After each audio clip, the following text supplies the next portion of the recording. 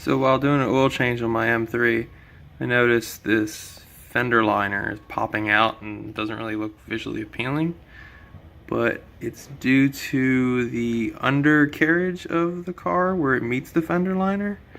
It ripped apart from that bolt you can kind of see there. So probably gonna have to fix this with a couple drill holes and zip ties and some kind of undercarriage drift stitch, but we'll see how it turns out. Underneath the bumper, this is the tab that broke off underneath with the fender liner. It's just unusable hole and I can't get it to line up. What I'm gonna do is drill a hole somewhere on this fender liner and then feed a zip tie or two through here, grab it and just pinch it so then it just holds the front fender liner up against flush with the front bumper, and I'm gonna see how that works. The hardest part of this whole thing is trying to get zip tie from this hole and then finding the hole on the other side over here. I probably spent like 15 to 20 minutes trying to find this hole, but once you get it through, you just attach the zip ties. So I'm using little baby ones because I'm trying to hide this as much as possible. So I'm just going to connect a few baby ones, and then if I just don't like it, I can just snip them and be done with it. Now I have this kind of like all connected together. I'm going to snip the ends, but it gives you a better idea that it kind of actually works.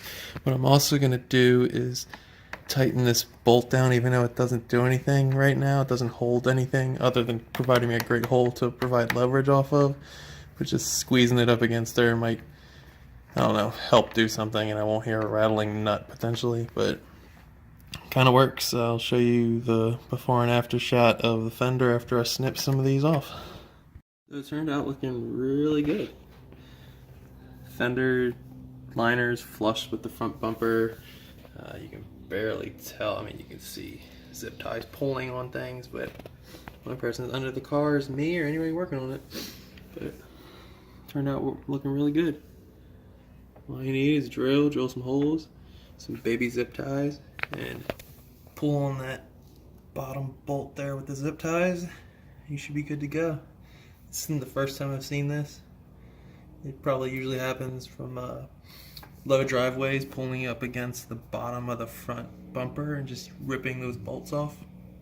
It wasn't me, previous owner. Probably had a low driveway and ruined the fender liner, which I was able to fix. So I hope this video helps anybody else out there.